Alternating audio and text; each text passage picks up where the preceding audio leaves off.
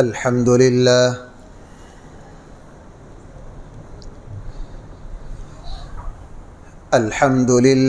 نحمده ونستعينه ونستغفره ونؤمن به ونتوكل عليه ونعوذ بالله من شرور أنفسنا ومن سيئات أعمالنا من يهده الله فلا مضل له ومن يضلله فلا هادي له ونشهد أن لا إله إلا الله وحده لا شريك له ونشهد أن سيدنا وسندنا ومولانا محمدا عبده ورسوله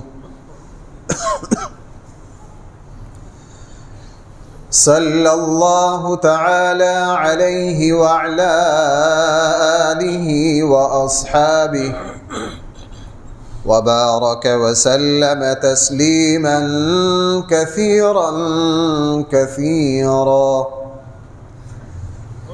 أما بعد فأعوذ بالله من الشيطان الرجيم بسم الله الرحمن الرحيم إنا أنزلناه في ليلة القدر وما أدراك ما ليلة القدر ليلة القدر خير من 1000 شهر تنزل الملائكة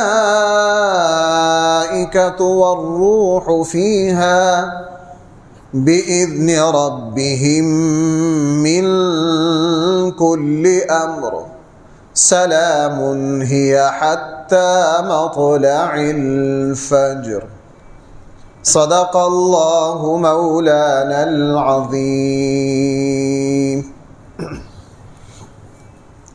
محترم سامعین کرام،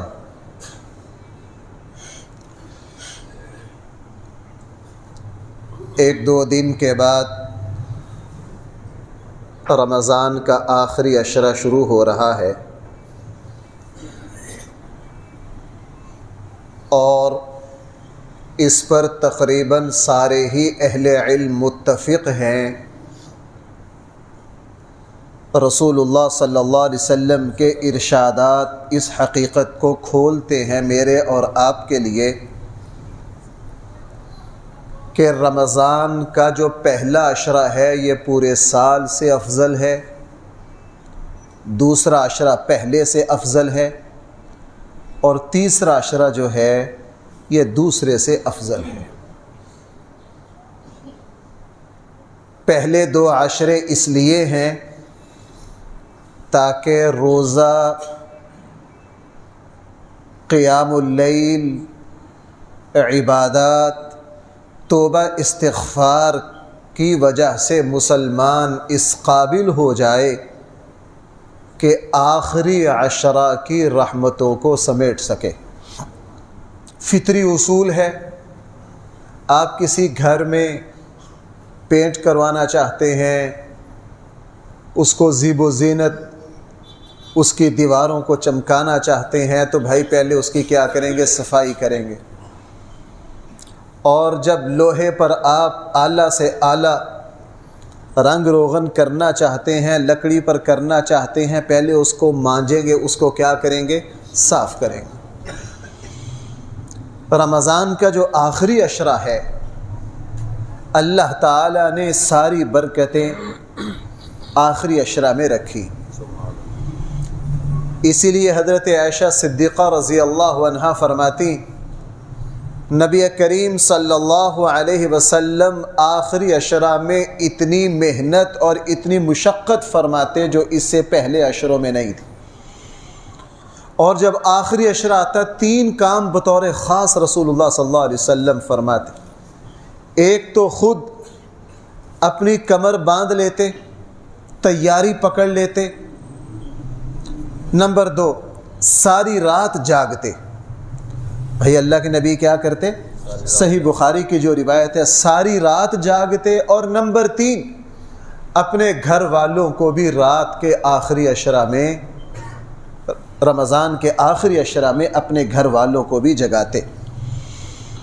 اسی لیے رمضان جو ہے جیسے جیسے آگے بڑھتا ہے اس کی برکتیں اعلیٰ سے اعلیٰ ہوتی جاتی. میں عموماً ہر رمضان میں یہ مثال دیتا ہوں. پرانے لوگوں سے سنا ہے کہ تمباکو جتنا پرانا ہو وہ اتنا ہی اعلیٰ ہوتا ہے. چاول جتنا ہی پرانا ہوتا ہے بھائی اتنا ہی کیا ہو جاتا ہے؟ اعلیٰ ہو جاتا ہے. یہی معاملہ رمضان کا ہے. جیسے جیسے رمضان آخر کی طرف جاتا ہے اللہ تعالیٰ اس کی برکتوں کو، اس کی رحمتوں کو بڑھا دیتے. اسی لیے اللہ تعالیٰ نے شب قدر جو رکھی ہے وہ رمضان کے آخری عشرہ میں رکھی. شب قدر کیا ہے؟ اللہ تعالیٰ نے اس کو آخری عشرہ میں کیوں رکھا؟ سب سے پہلے تو رسول اللہ صلی اللہ علیہ وسلم کو خود اس کی جستجو میں لگایا. اللہ تعالیٰ یوں سیدھی سیدھی شب قدر دے سکتے تھے، لیکن رسول اکرم صلی اللہ علیہ وسلم کو بھی انتظار میں اور مشقت میں ڈالا. حالانکہ ایک طرف دیکھیں اللہ تعالیٰ کی اپنے حبیب سے محبت پتہ کیا ہے؟ فرما رہے ہیں ما انزلنا علیک القرآن لتشقى. بھائی سمجھنا اس نقطے کو. طٰہ ما انزلنا علیک القرآن لتشقى. ہم نے قرآن اس لیے نہیں اتارا تاکہ آپ مشقت میں پڑ جائیں.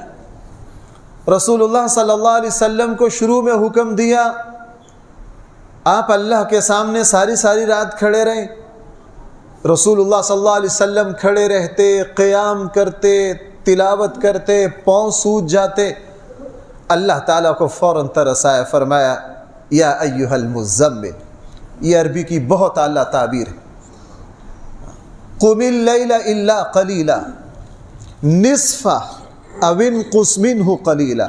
نبی جی آپ ساری رات کھڑے نہ رہیں، آپ مشقت نہ اٹھائیں، چونکہ اللہ تعالیٰ کو آپ کا مشقت اٹھانا پسند نہیں ہے.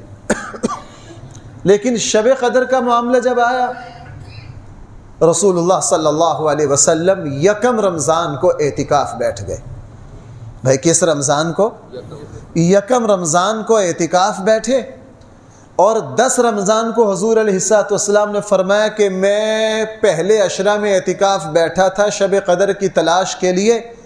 آج 10 رمضان کو حضرت جبرائیل آئے ہیں کہ پہلے عشرہ میں شب قدر نہیں، اب مجھے دوسرے عشرہ میں اعتکاف بیٹھنا ہے. رسول اللہ صلی اللہ علیہ وسلم دوسرے عشرہ میں اعتکاف بیٹھے. اور 20 رمضان کو حضرت جبرائیل دوبارہ آئے. اللہ کے حبیب اس عشرہ میں بھی شب قدر. اللہ کے نبی نے 20 کو اعلان کیا میرے ساتھ جو لوگ اعتکاف بیٹھے ہیں وہ تیسرے عشرہ میں بیٹھیں. اللہ تعالیٰ نے شب قدر کو تیسرے عشرہ میں رکھا. رسول اللہ صلی اللہ علیہ وسلم کو 2 عشروں کا اعتکاف کروایا. حالانکہ اللہ تعالیٰ کو حضور علیہ السلام کی مشقت گوارا، لیکن یہاں بھائی کتنے دن کی مشقت ہے؟ 20 دن کی مشقت ہے، تاکہ رسول اللہ صلی اللہ علیہ وسلم کی امت سمجھ جائے کہ جو شب قدر سے محروم ہو گیا وہ اس قابل ہے کہ وہ محروم ہو. اس لیے ہمارے آقا صلی اللہ علیہ وسلم نے فرمایا شب قدر سے وہی محروم ہو سکتا ہے جو واقعتاً حقیقت میں محروم ہے، یعنی وہ ایسا نکما ہے، وہ اس قابل ہے کہ اس کو کوئی خیر ملے ہی نہ. کیوں؟ اللہ تعالیٰ اس امت کو ایسی رات دے رہے ہیں جو پہلی امتوں کو. شب قدر اس امت کی خصوصیت ہے. اللہ تعالیٰ نے پہلی امتوں کو ایسی راتیں نہیں دی. شب قدر صرف رسول اللہ صلی اللہ علیہ وسلم کی برکت سے ہمیں ملی. اور اسی لیے قرآن جب اس کا نام لیتا ہے نا، قرآن کی ویسے پوری سورت شب قدر پر ہے، سورۃ القدر. اور قرآن نے جب اس کو کہا تو قرآن نے دو نام، لیلۃ المبارکہ، لیلۃ القدر، یہ کون سی رات ہے؟ مبارک رات ہے، برکت والی رات ہے۔ اس رات میں ہم نے کیا کیا ہے؟ قرآن کریم، میں نے اس موضوع کو بڑی باریک سے دیکھا کہ رسول اللہ صلی اللہ علیہ وسلم کو جو نبوت ملی ہے وہ رمضان ہی میں ملی ہے، میں نے پچھلے کسی جمعے میں بھی عرض کیا تھا، اور رمضان کی آخری عشرے کی تاک راتوں میں ملی ہے، اس وقت ملی ہے جس وقت رسول اللہ صلی اللہ علیہ وسلم غار حرا میں تھے اور شب قدر۔ اسی لیے راجح قول کے مطابق اس امت کو جو پہلی شب قدر ملی اس وقت رسول اللہ صلی اللہ علیہ وسلم کہاں تھے؟ غار حرا میں تھے، چونکہ قرآن خود کہہ رہا ہے سورہ دخان میں ہم نے اس کو مبارک رات میں اتارا، دوسری جگہ کہہ رہا ہے انا انزلناہ فی لیلۃ القدر، قرآن خود کہہ رہا ہے ہم نے اس کو کب اتارا؟ شب قدر میں۔ اب آخری نبی، آخری کتاب، آخری شریعت، اللہ تعالیٰ اس کے لیے کون سا وقت منتخب کر سکتے ہیں؟ ہم بیٹے کی شادی رکھتے ہیں، موسم کو دیکھتے ہیں، مناسب صورتحال دیکھتے ہیں، یار موسم یہ ہو، دن یہ ہو، لوگ کہتے ہیں جی ہفتہ کو رکھ لیں، سنا ہے منگل کا دن برکت والا نہیں ہے۔ ہم ہر اچھے کام کے لیے اعلیٰ سے اعلیٰ، اچھا سے اچھا وقت دیکھتے ہیں۔ تو میرے بھائیوں کیا خیال ہے اللہ تعالیٰ نے اپنا آخری کلام اتارنا ہو، اپنے آخری نبی پر اتارنا ہو، اپنی آخری شریعت اتارنی ہو، تو اللہ تعالیٰ نے جس رات کو منتخب کیا، کیا خیال ہے وہ رات ویسے ہی ہوگی؟ وہ رات اسی لیے قرآن عجیب تعبیر، انا انزلناہ فی لیلۃ القدر، اور آگے فرمایا وما ادراک ما لیلۃ، اور تم کچھ جانتے بھی ہو یہ قدر کیا ہے؟ چونکہ کسی کے بس میں نہیں تھا، کسی کے بس میں نہیں تھا شب قدر کی اہمیت کو بیان کرنا، اور اس کو اللہ تعالیٰ بھی ظاہر ہے وہ تو سارے علم کا منبع ہے، اس کو پتہ ہے کہ میرے بندوں میں سے کوئی بھی شب قدر کی اہمیت کو بیان خود ہی کہہ دیا، پوچھا بھی خود ہی، وما انزلنا انا انزلناہ فی لیلۃ القدر وما ادراک ما لیلۃ القدر، تمہیں پتہ ہے لیلۃ القدر کیا ہے؟ خود ہی آگے فرما دیا لیلۃ القدر خیر من الف شہر، کہ یہ وہ رات ہے جو 1000 مہینے سے 1000 مہینے کے برابر نہیں، بہتر ہے، اور یہ بہتر اللہ کا ہے، بندے کا نہیں ہے۔ یہ بہتر کس کا ہے؟ اللہ کا ہے۔ خیر کا لفظ چھوٹے موٹے فرق پہ نہیں بولا جاتا بھائی، خیر کا لفظ جو ہے عربی میں چھوٹے موٹے فرق پر، جہاں بہت زیادہ فرق ہو عربی میں وہاں خیر کا لفظ بولا جاتا ہے۔ ہم اردو میں مجبور ہیں یوں کہہ سکتے ہیں کہ شب قدر 1000 مہینے سے بہتر ہے، لیکن اصل میں یہ خیر کا ترجمہ بہتر میں آتا ہی نہیں۔ اس لیے اگر کوئی یہ کہے نا کہ شب قدر جو ہے وہ 2000 مہینے سے بہتر ہے، اس نے کوئی مبالغہ نہیں کیا۔ اگر کوئی یہ کہے کہ شب قدر جو ہے وہ 3000 مہینوں سے بہتر ہے، اس نے کوئی مبالغہ نہیں کیا، چونکہ اللہ تعالیٰ نے کون سا لفظ بولا ہے؟ خیر، اور عربی میں خیر بولا جاتا ہے بہت زیادہ فرق پر، اور یہ خیر بھی بندوں کا نہیں ہے، یہ خیر کس کا؟ اللہ کا خیر ہے۔ اس لیے فرمایا، اور اس کا بھائی نام بھی میں نے عرض کیا لیلۃ القدر۔ قدر کسے کہا جاتا ہے؟ قدر کے زیادہ 2 معنی مشہور ہیں، اور دونوں اس رات کے اندر ہے۔ قدر کا ایک معنی ہے احترام والی، عزت والی۔ لیلۃ القدر کا معنی بنا کون سی رات؟ عزت والی، احترام والی، عظمت والی رات۔ اب معنی یہ بنا کہ جس مسلمان نے اس رات میں عبادت کر لی، اس رات میں عبادت کر لی، اللہ تعالیٰ نے اس کی قدر و منزلت کو بڑھا دیا۔ اور قدر کا دوسرا معنی ہے اندازہ، فیصلہ۔ اور شب قدر کو شب قدر اس لیے بھی کہا جاتا ہے کہ پورے سال کے فیصلے اللہ تعالیٰ اس رات میں فرماتے ہیں۔ بھائی پورے رات کے فیصلے اللہ تعالیٰ کس رات میں کرتے ہیں؟ وہ شعبان والی جو رات ہے وہ غلط مشہور ہو گیا، قرآن نے صاف کہہ دیا فیہا یفرق کل امر حکیم، سارے فیصلے کس رات میں ہونے ہیں؟ شب قدر میں۔ کس کو کتنا رزق دیا جانا ہے، کس کی عمر کے، زندگی کے کیا فیصلے ہیں، بھائی وہ سارے کب ہونے ہیں؟ شب قدر۔ اسی لیے رسول اللہ صلی اللہ علیہ وسلم اتنی محنت فرماتے، اتنی مشقت فرماتے، یہ تو میں رمضان کے ہر جمعے میں ہی آپ سے بات عرض کر رہا ہوں، اللہ کے نبی صلی اللہ علیہ وسلم کو بظاہر محنت اور مشقت کرنی نہیں چاہیے، ضرورت ہی نہیں ہے۔ ہم اللہ سے مغفرت مانگیں گے چونکہ گناہ ہیں، اللہ کے نبی معصوم ہیں۔ بھائی اللہ کے نبی کیا ہیں؟ میں بار بار عرض کر سکا ہوں، گناہ تو دور کی بات ہے، گناہ تو نبی کے قریب بھی نہیں پھٹک سکتا۔ انبیاء علیہ السلام کو تو گناہ کا خیال بھی نہیں آتا، سراپا معصوم ہے۔ لیکن رسول اللہ صلی اللہ علیہ وسلم، صحیح بخاری کی روایت میں ہے کہ آخری عشرے کی جب طاق راتیں آتی، آخری عشرہ آتا، ساری رات جاگتے اور اتنا اہتمام کرتے۔ حضرت عبداللہ بن انیس رضی اللہ عنہ ایک صحابی ہیں، دیہاتی تھے، اللہ کے نبی سے بہت محبت۔ ایک مرتبہ ہے کہ اللہ کے نبی میرا جی چاہتا ہے کہ میں رمضان کی کوئی رات آپ کے ساتھ گزاروں، مجھے کوئی رات بتا دیجئے، میں ہر روز دور سے نہیں آ سکتا، بڑی دور جنگل میں رہتے۔ رسول اللہ صلی اللہ علیہ وسلم نے فرمایا کہ اچھا تم 23ویں رات کو آ جانا اور میرے ساتھ تم رات گزارنا۔ اور آگے ان کے بیٹے فرماتے ہیں کہ میں نے اپنے ابا کو دیکھا کہ وہ شب قدر کی تلاش میں عصر کی نماز میں مسجد میں داخل ہوتے تھے۔ بھائی کب؟ اور اشراق تک مسجد میں رہتے، ساری زندگی ان کا معمول تھا۔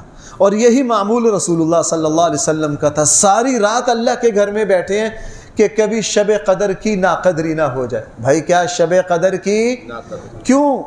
بادشاہوں کو ناقدری پر غصہ آ سکتا ہے۔ بھائی میری ایک بات سنی، میں آپ کو ہر رمضان میں یہ بات کہتا ہوں، رمضان کے آخری عشروں میں باہر جب جاتے ہیں بیان شیان کے لیے، مجھے طاق راتوں میں دیر ہو جاتی ہے، کبھی میں کہیں سے بیان کر کے 12 بجے آتا ہوں، اور جب یہاں بازاروں میں دیکھتے ہیں نا تو اتنا دکھ ہوتا ہے، پتہ نہیں اللہ تعالیٰ کیوں نہیں عذاب بھیجتے اس ناقدری پر۔ وہ غفور الرحیم ہیں کہ یہ میرے نادان بندے ہیں، ہماری نادانی پر۔ بادشاہوں کو ناقدری پر غصہ بھی بہت آتا ہے بھائیو، بادشاہوں کو ناقدری پر کیا آتا ہے؟ غصہ بھی بہت آتا ہے۔ اب اللہ تعالیٰ نے شب قدر دی کہ تم اس کی قدر کرو، اور ہم اس کی کیا کر رہے ہیں؟ ناقدری۔ اللہ تعالیٰ ہماری قدر کرتے ہیں۔ اللہ تعالیٰ کے ناموں میں سے بھائی ایک نام کیا ہے؟ شکور۔ بھائی قرآن نے اللہ تعالیٰ کے جو صفاتی نام بیان کیے ان میں سے کیا ہیں؟ غفور، الشکور۔ قرآن دونوں کو اکٹھے، شکور کسے کہتے ہیں؟ الشکور کہا جاتا ہے قدردان کو۔ بھائی کس کو؟ قدردان کو۔ اللہ وہ ہے جو تمہارا اتنا قدردان ہے، اس کی قدردانی تو دیکھو، اس کی قدردانی تو دیکھو۔ رسول اللہ صلی اللہ علیہ وسلم نے فرمایا جب شب قدر آتی ہے، قرآن نے تو اتنا کہا تنزل الملائکہ، اور ملائکہ جمع ہے، فرشتے اترتے ہیں، والروح، اور کون اترتے ہیں؟ حضرت جبرائیل۔ صحیح بخاری میں ہے کہ فرشتے، حضرت جبرائیل علیہ السلام فرشتوں کی بہت بڑی تعداد کے ساتھ اترتے ہیں، کس ذات کی طرف سے؟ جو تمہارے رات کے جاگنے کی قدردان ہے۔ بھائی میری بات سمجھ پا رہے ہیں؟ فرشتے اترتے ہیں، اللہ تعالیٰ حضرت جبرائیل، اور یہ بات بھی حیران کن ہے کہ وہ جبرائیل جو نبیوں پر وحی کے لیے اترے، ہر نبی پر بھائی وحی کون لایا؟ جبرائیل علیہ السلام۔ مفسرین نے یہاں نقطہ اٹھایا ہے کہ اللہ صرف اتنا کہہ دیتے تنزل الملائکہ، لیکن ساتھ وہ روح کہا، جبرائیل بھی اترتے ہیں، حالانکہ یہ وہ جبرائیل ہے جو نبیوں پر کیا لاتے ہیں؟ وحی لاتے ہیں۔ لیکن اللہ تعالیٰ نے شب قدر میں اپنے بندوں کی قدردانی کے لیے ان کا پروٹوکول اور ان کا اعزاز، بھائی جب کسی ملک کا صدر آتا ہے تو ایئرپورٹ پر اس کا اعزاز و اکرام ہوتا ہے یا نہیں؟ وہ قالین بچھائے جاتے ہیں، پتہ نہیں کیا کچھ ہوتا ہے۔ اب ہماری عبادت کا فائدہ ہمیں ہی پہنچنا ہے، اللہ قدردانی کیوں کریں؟ لیکن فرمایا نہ، اے میرے بندو، میں تمہارا رب ہوں، میں بادشاہوں کی طرح نہیں ہوں، میں تمہیں پیدا کرنے والا ہوں۔ ایک اسرائیلی روایت میں ہے کہ نوح علیہ السلام نے جب اللہ تعالیٰ سے یہ دعا مانگی نا کہ زمین پر اب ان کا ایک گھر بھی نہ چھوڑ، اور اللہ تعالیٰ کی طرف سے کیا آیا؟ عذاب آیا، اور طوفان نوح نے سب کو ملیا میٹ کر دیا۔ ایک اسرائیلی روایت میں یہ ہے کہ طوفان نوح کے بعد اللہ تعالیٰ نے حضرت نوح علیہ السلام کو سمجھانے کے لیے کہا، نوح تم مٹی کے برتن بناؤ۔ حضرت نوح علیہ السلام نے مٹی کے برتن بنائے، اب ان کو پکاؤ۔ برتن بنانا مشکل پرانا زمانہ تھا، ہاتھ کا وہ کون سا جدید دور تھا۔ پھر ان کی پکائی کی، جب وہ بہترین ہو گئے تو اللہ تعالیٰ نے حضرت نوح سے فرمایا نوح اب ان برتنوں کو توڑو، اب ان برتنوں کو کیا کرو؟ تو اسرائیلی روایت میں یہ ہے کہ حضرت نوح نے عرض کیا اے میرے اللہ میں نے اتنی محنت سے بنائے ہیں، اب ان کو توڑتے ہوئے کیا ہوتی ہے؟ تکلیف ہوتی ہے۔ تو اللہ تعالیٰ نے فرمایا اے نوح یہ نہ سمجھنا کہ اپنے بندوں کو پیدا کر کے ان کو عذاب دینے میں ہمیں لذت آتی ہے، اس لیے قرآن کیا کہہ رہا ہے ما یفعل اللہ بعذابکم ان شکرتم وآمنتم، اگر تم ایمان لے آؤ شکر گزار بندے بن جاؤ، اللہ کو کیا ہے تمہیں عذاب دینے؟ اللہ تعالیٰ تو کبھی بھی اس کو پسند نہیں کرتے۔ تو اللہ تعالیٰ کی یہ جس طرح بادشاہوں کا اعزاز ہے، اللہ تعالیٰ حضرت جبرائیل کو حکم دیتے ہیں جاؤ فرشتوں کے ساتھ، اور حدیث میں ہے کہ اس رات میں پھر جو مسلمان کھڑا ہو کر یا بیٹھ کر یا لیٹ کر کسی بھی طرح عبادت کر رہا ہے تو حضرت جبرائیل فرشتوں کی جماعت کے ساتھ اس کے لیے مغفرت کی دعا کرتے ہیں۔ اس کے لیے کیا کرتے ہیں؟ بھائی جس کے لیے فرشتے دعا کر رہے ہوں تو اللہ تعالیٰ قبول کریں گے کہ نہیں؟ یہ اللہ کی قدردانی ہے، چونکہ وہ شکور ہے، قدردان ہے۔ صحیح بخاری میں ہے، اللہ تعالیٰ کی قدردانی دیکھیے، رسول اللہ صلی اللہ علیہ وسلم نماز پڑھا رہے تھے، آپ علیہ السلام نے جب نماز پڑھائی سمیع اللہ لمن حمید جب کہا تو پیچھے سے ایک صحابی نے کہا ربنا ولک الحمد حمدا کثیرا طیبا مبارکا فیہ، یہ کہا۔ رسول اللہ صلی اللہ علیہ وسلم نے سلام پھیری، سلام پھیر کے پوچھا یہ کلمہ کس نے کہا؟ اس سوال سے یہ پتہ چل رہا ہے کہ عموماً حضور علیہ السلام اور صحابہ کرام اتنا لمبا کلمہ نہیں پڑھتے تھے۔ اللہ کے نبی نے سلام پھیر کے پوچھا یہ کلمہ کس نے کہا؟ اس صحابی نے عرض کیا اللہ کے حبیب یہ کلمہ میں نے کہا ہے، ربنا ولک الحمد حمدا کثیرا طیبا مبارکا فی، یہ کلمہ میں نے کہا ہے۔ رسول اللہ صلی اللہ علیہ وسلم نے فرمایا تمہاری زبان سے نکلنے والا یہ کلمہ اللہ تعالیٰ کو اتنا پسند آیا ہے کہ 30 سے زیادہ فرشتے لپکے ہیں، بھاگے ہیں اس کا اجر لکھنے کے لیے۔ اس کا کیا لکھنے کے لیے؟ اجر لکھنے کے لیے۔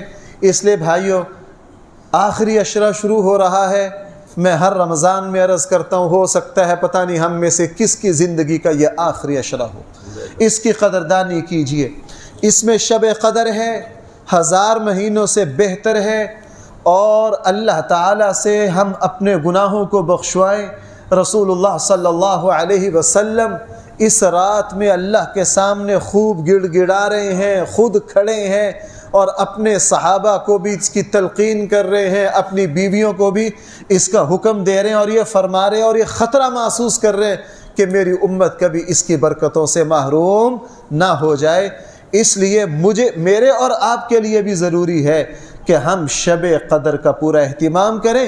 باقی بھائی یہ تو واضح ہے، رسول اللہ صلی اللہ علیہ وسلم نے فرمایا اللہ تعالیٰ نے اس کو آخری عشرہ کی طاق راتوں میں رکھا ہے، کوئی متعین نہیں ہے، اور اس کی تعیین شروع میں صحیح بخاری کی جو روایت ہے رسول اللہ صلی اللہ علیہ وسلم نے فرمایا اللہ تعالیٰ نے مجھے اس کی تعیین بتلائی تھی، اور رسول اللہ صلی اللہ علیہ وسلم اس کی تعیین بتانے کے لیے باہر تشریف لائے تو دیکھا 2 مسلمان آپس میں جھگڑ رہے ہیں، 2 مسلمان آپس میں جھگڑ رہے ہیں، اور فرمایا مجھے ان کی تعیین بلا دی گئی،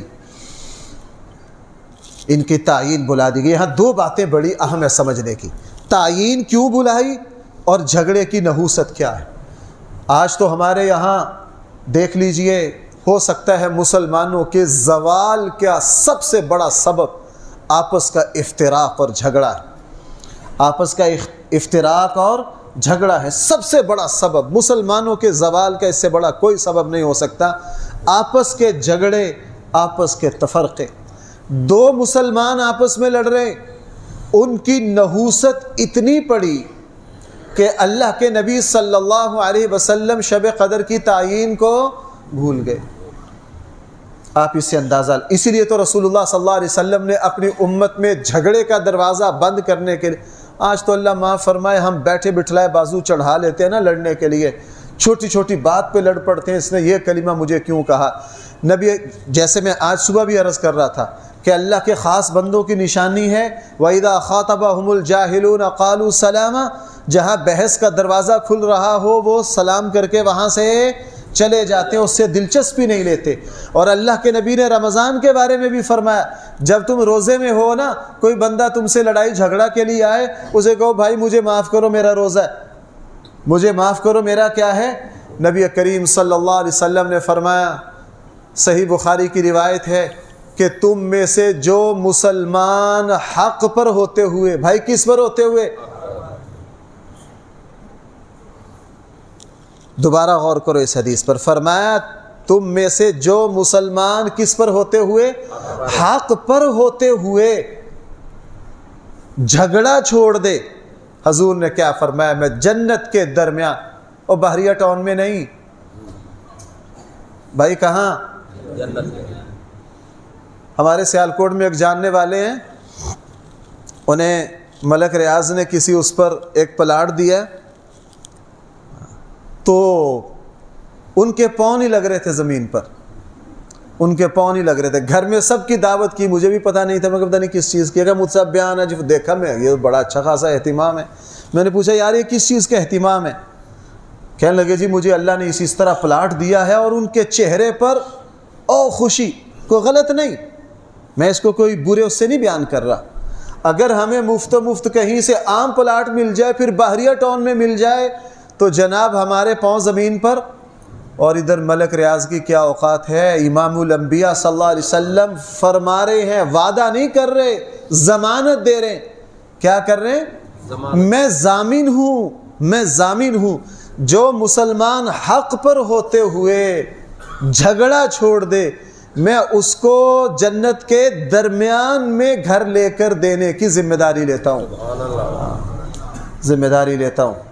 آج اللہ معاف فرمائے ہم اپنے سگے بھائی سے کیس چل رہے ہیں، ابھی ایک دوست مجھے کہہ رہے تھے جی میرے پلاٹ پہ سٹے لے رکھا ہے، دعا کروا دیجئے، میں بہت پریشان ہوں، سگے بھائیوں کے کیس چل رہے ہیں، فرمایا تم حق پر بھی ہو، ہے بڑا مشکل، میں آپ کو ایک بات عرض کروں، میرا یہ موضوع نہیں ہے، بڑا مشکل، لیکن میں اس پر قسم کھانے کے لیے تیار ہوں، زندگی میں حق پر ہوتے ہوئے جب بھی جھگڑا چھوڑا ہے اللہ تعالیٰ نے اس کے بدلے میں ہزاروں گنا بڑھا کر نوازا۔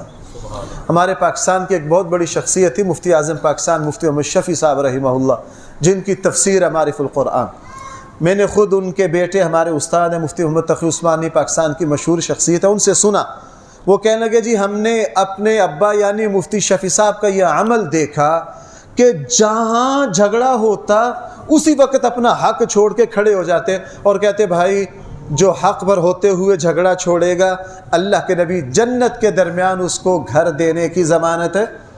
اور خود ان پر ایک وقت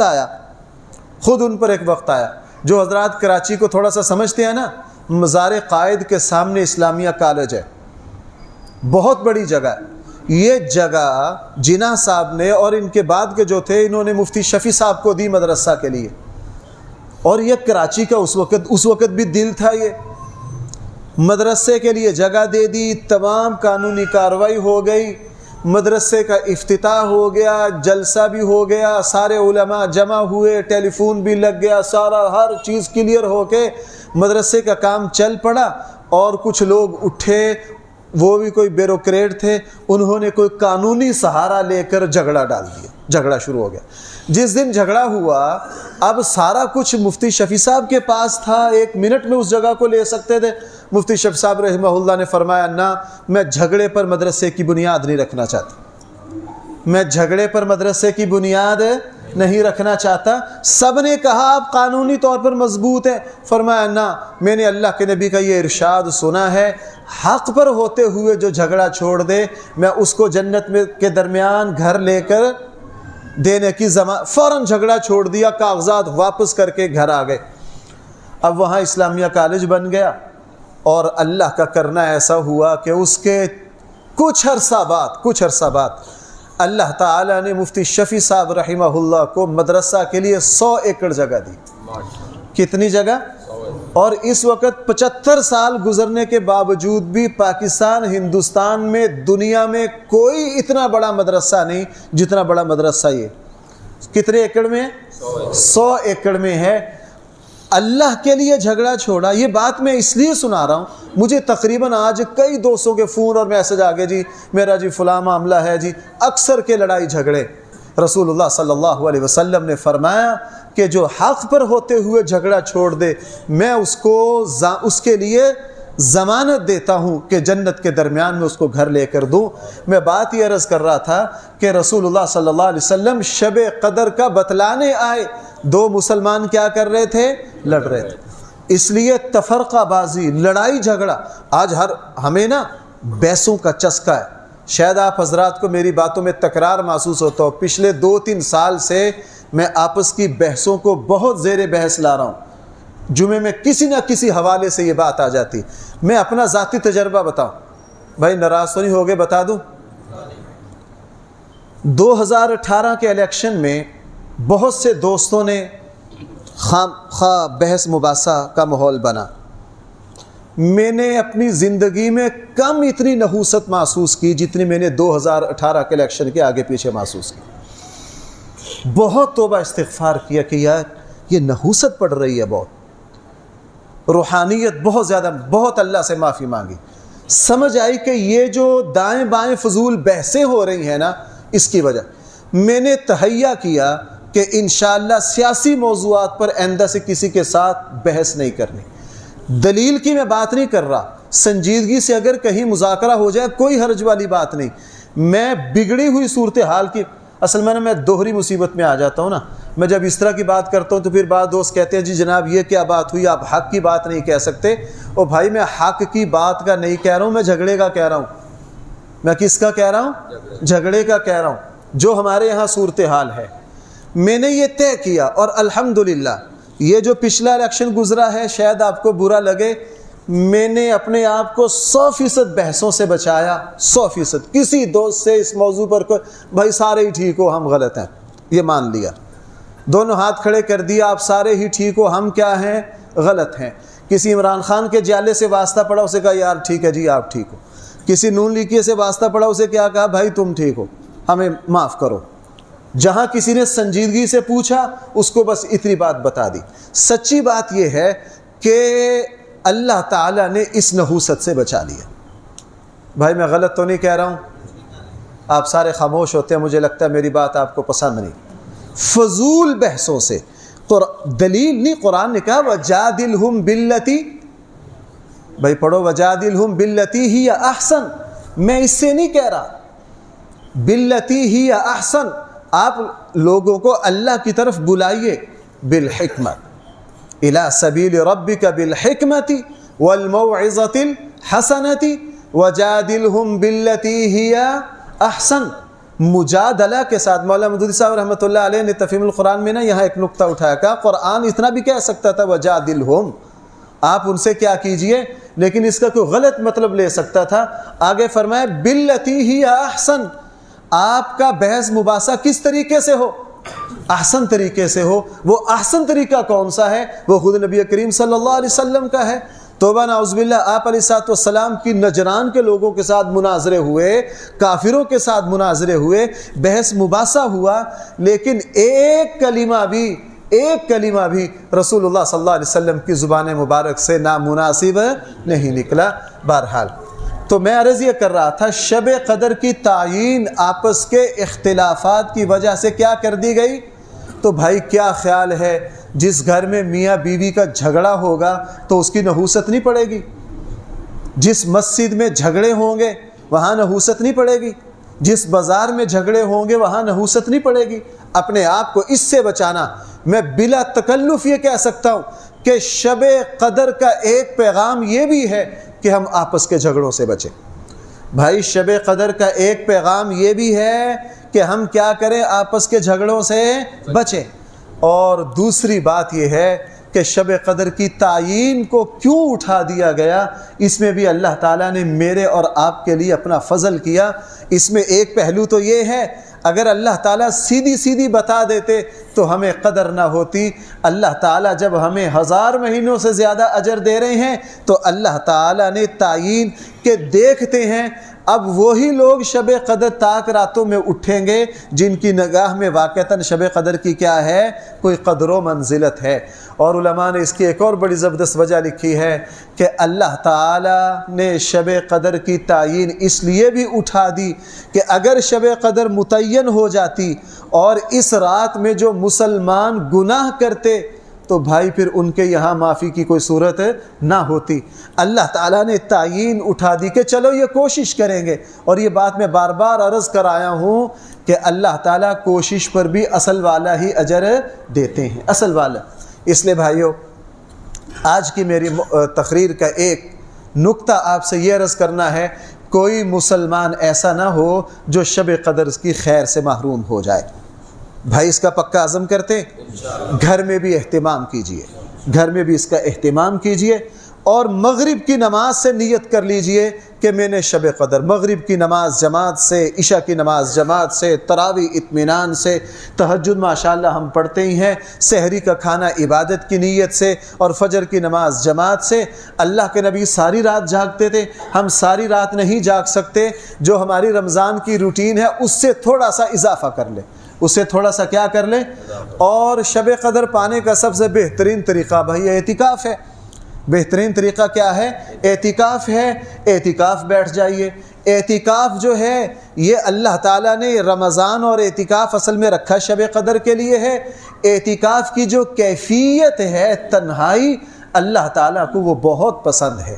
اللہ اور انسان کی تربیت میں اعتکاف کو بہت بڑا دخل ہے۔ اس لیے اللہ تعالیٰ نے جب بھی کسی نبی کو نبوت دی، نبوت ملنے سے پہلے والے 6 مہینے نبی کو تنہائی پسند کر دیا۔ بھائی رسول اللہ صلی اللہ علیہ وسلم نے کیا فرمایا؟ نبوت ملنے سے پہلے 6 مہینے حضور کہاں جاتے تھے؟ غار ہرا میں۔ اللہ کے نبی جو تھے وہ تنہائی پسند ہو گئے۔ موسیٰ علیہ السلام کو کتاب دینے کی باری آئی، انہیں کہا پہلے کہاں آؤ؟ کوہ طور پر آؤ۔ وَوَعَدْنَا مُوسَىٰ 30 لَيْلَةً، یہاں آ کے اعتکاف بیٹھو، یہاں آ کے کیا کرو؟ چونکہ اللہ تعالیٰ کو اعتکاف کی کیفیت بہت پسند ہے۔ ہر نبی کو نبوت دینے سے پہلے ان کو تنہائی پسند بنا۔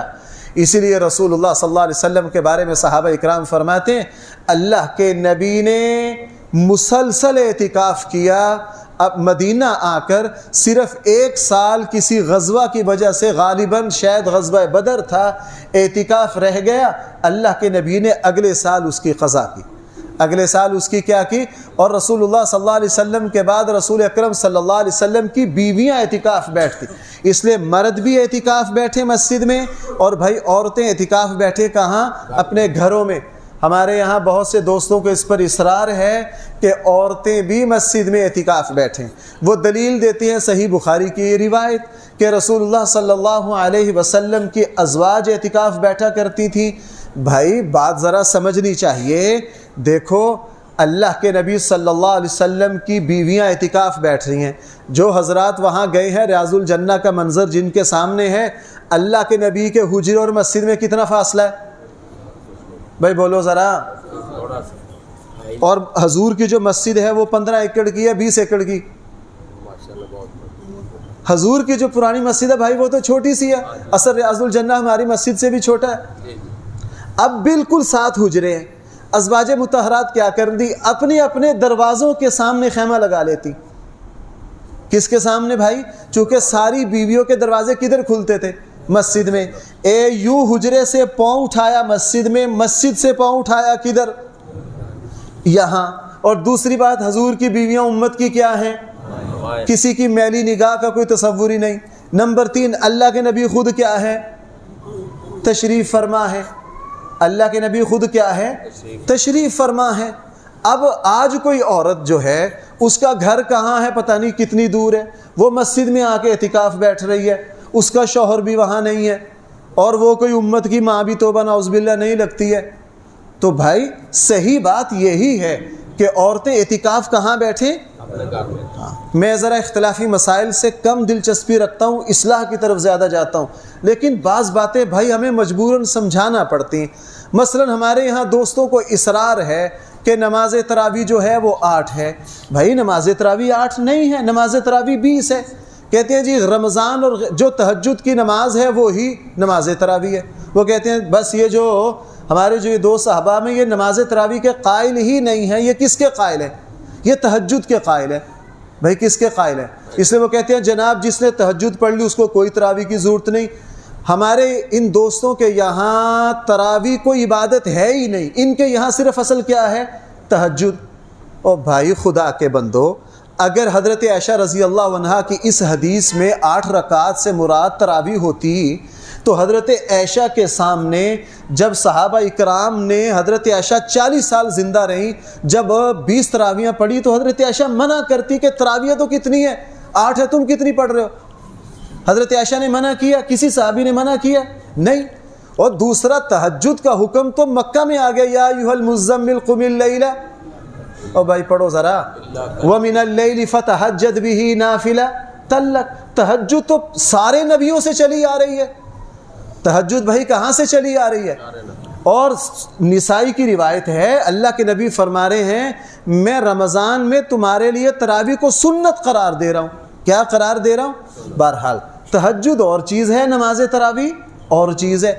غلط ہے کہ یہ ایک ہی چیز ہے. اس لیے ہدی الساری میں ہمارے پاس ہے الحمدللہ لائبریری میں فتح الباری کا جو مقدمہ ہے ہدی الساری، حافظ ابن حجر رحمہ اللہ نے امام بخاری کا عمل ذکر کیا. اور یہ حدیث عائشہ جس کو ہمارے 260 تراویح پر پیش کرتے ہیں، بھائی یہ کہاں ہے بخاری میں؟ خود امام بخاری کا عمل حافظ ابن حجر بتا رہے ہیں امام بخاری تراویح الگ پڑھتے اور تہجد کی نماز الگ پڑھتے. بہرحال یہ بات تو ضمنی آ گئی. عورت کے لیے بھائی اعتکاف کہاں ہے؟ وہ گھر میں ہے. یہی سنت کے مزاج کو سمجھنا ہے. بہرحال ہم شب قدر کو پانے کے لیے بھائی اعتکاف بھی بیٹھ سکتے ہیں. اور میں ہر رمضان میں یہ بات عرض کرتا ہوں بھائی اگر کوئی مسلمان پورے آخری عشرہ کا اعتکاف نہیں بیٹھ سکتا تو بھائی وہ طاق راتوں کا تو بیٹھ ہی جائے. بھائی طاق راتوں کا اعتکاف کوئی مشکل ہے. اس لیے میں اس مہم کو بہت چلاتا ہوں، اگرچہ میں اتنا کامیاب نہیں ہو رہا، نمازی شرماتے ہیں. اور بھائی یہ بھی اعتکاف ہے، طاق رات کو مغرب میں مسجد میں آ جاؤ، بستر لے آؤ، مسجد میں بستر میں سو جاؤ. اس چیز کو رواج دو، اس چیز کو کیا کرو. یہ نفلی اعتکاف ہے. میں نے ابھی بیان کیا حضرت عبداللہ بن انیس نے حضور سے کیا کہا، اللہ کے نبی میں شب قدر کی رات آپ کے ساتھ گزارنا چاہتا ہوں. ابو داود کی روایت ہے. بھائی سننے ہیں میری بات؟ حضور نے ان سے کیا کہا، 23ویں رات کو آ جانا. 23ویں راتوں میں ہے کہ نہیں؟ او بھائی ہے نا. او بھائی آپ اب تو گرمیوں کا روزہ نہیں، یا میری کوئی بات ڈھنگ کی نہیں ہے، یا آپ تھکے ہوئے ہیں. بھائی سمجھ آ رہی ہے؟ اب یہ 23ویں طاق رات ہے. حضرت عبداللہ بن انیس کیا کرتے، جنگل سے آتے، عصر کی نماز حضور کے پیچھے پڑھتے، عصر سے لے کے اشراق تک کہاں رہتے؟ حضور کے ساتھ، اور اس کے بعد چلے جاتے. یہ ابو داود کی روایت ہے. اس سے کیا ثابت ہو گیا کہ طاق رات شب قدر کو پانے کے لیے آپ عصر سے لے کے اشراق تک کہاں آ جاؤ؟ مسجد میں آ جاؤ. اس کو رواج دو، اس کو رواج دو، تاکہ ہم اعتکاف کی برکت کو بھی سمیٹ لیں، شب قدر کی برکتوں کو بھی سمیٹ لیں، اور ہم رمضان کی برکتوں کو بھی سمیٹ لیں. اور بھائی آخری بات، اللہ تعالیٰ کروڑوں رحمتیں نازل کرے حضرت عائشہ رضی اللہ عنہا پر. شب قدر میں مانگنا کیا ہے، یہ مسئلہ بھی میرے اور آپ کے لیے حل کر گئی. اللہ کے نبی سے پوچھ لیا، اللہ کے نبی اگر مجھے پتہ چل جائے کہ آج شب قدر ہے تو کیا مانگوں؟ رسول اللہ صلی اللہ علیہ وسلم نے کیا فرمایا مشہور ہے، ہر مسلمان جانتا ہے، صرف عمل کی ضرورت ہے. میں بھی جانتا ہوں، آپ بھی جانتے ہیں. حضور نے کیا فرمایا، اللہ سے کیا مانگنا؟ اللہم انک عفو، اے اللہ مجھے کیا کر دے، معاف کر. وہ اللہ کے نبی بہت کچھ بتا سکتے تھے، لاڈلی بیوی ہے. اس پر غور کرو. میں تو صبح سے اس پر غور کر رہا ہوں. اگر ہمیں پتہ چل جائے کہ جی اتوار کی جو پہلی طاق رات ہے شب قدر، ہم پتہ نہیں کیا کچھ مانگیں گے، لیکن دونوں اس کائنات کے سب سے بڑے عالم، بلکہ سارے نبیوں کا علم بھی ملا لیا جائے تو رسول اللہ صلی اللہ علیہ وسلم کے علم کے سامنے کچھ نہیں ہے. اور سارے دنیا کی عقلوں کو جمع کر لیا جائے، وہ رسول اللہ صلی اللہ علیہ وسلم کی عقل کے ذرے کو نہیں پہنچ سکتی. اب یہ دنیا کا امام حضرت عائشہ پوچھنی، اللہ کے حبیب اگر مجھے پتہ چل جائے آج شب قدر ہے تو کیا مانگوں؟ صرف ایک جملہ کہا، عائشہ اللہ سے یہ مانگنا اللہم انکا عفو تحب العفو فاعف عنی، اے اللہ مجھے معاف کر دیجئے کیونکہ آپ کو معاف کرنا پسند ہے، مجھے معاف کر دیجئے۔ اس سے کیا پتہ چلا کہ سب سے بڑی چیز رمضان اور شب قدر میں جو مانگنے کی ہے وہ اللہ تعالیٰ سے معافی۔ وہ کیا ہے؟ اللہ تعالیٰ سے۔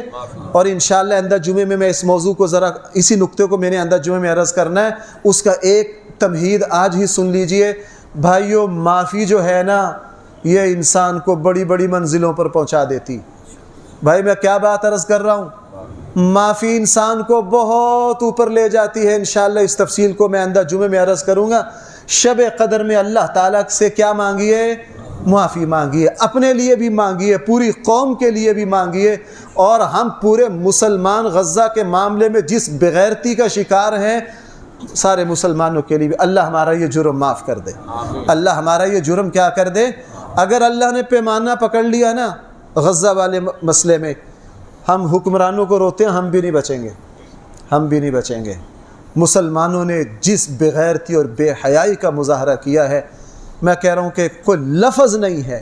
میں سچی بات بتاؤں، میں شرمندگی اور ذلت کی وجہ سے میں غزہ کی اب تک کوئی ویڈیو میں نے نہیں دیکھی ہے، اور اپنا ضمیر یہ کہتا ہے کہ تم اتنے گرے ہوئے لوگ ہو، تم ان اصل بندوں سے کیا نگاہ ملاؤ گے، تم تو ان کی ویڈیو دیکھنے کے اہل نہیں۔ وہ تراویاں پڑھ رہے ہیں مسجدوں کے ڈھیروں پر، ملبوں پر وہ تراویاں پڑھ رہے ہیں، اور ان کے قاری اس طرح سے پڑھ رہے ہیں۔ میں 3-4 دن سے غزہ کے قراء کا قرآن سن رہا ہوں۔ وہ قاری جس کا پورا پورا خاندان قبر میں اتر گیا ہے، جس کے بچوں کے ٹکڑے ٹکڑے ہو گئے، وہ جوم جوم کے قرآن پڑھ رہا ہے، وہ جوم جوم کے قرآن پڑھ رہا ہے۔ اور بھائی اس لیے اس رمضان میں حضرت عائشہ نے پوچھ لیا اگر ہمیں پتہ چل جائے کیا مانگے، تو بھائی کیا مانگنا ہے؟ اور معافی کا تعلق اصل سے آخرت میں ہے۔ اللہ کے نبی یہ بتا گئے کہ اللہ تعالیٰ سے اصل مانگنے کی چیز کیا ہے؟ وہ آخرت ہے۔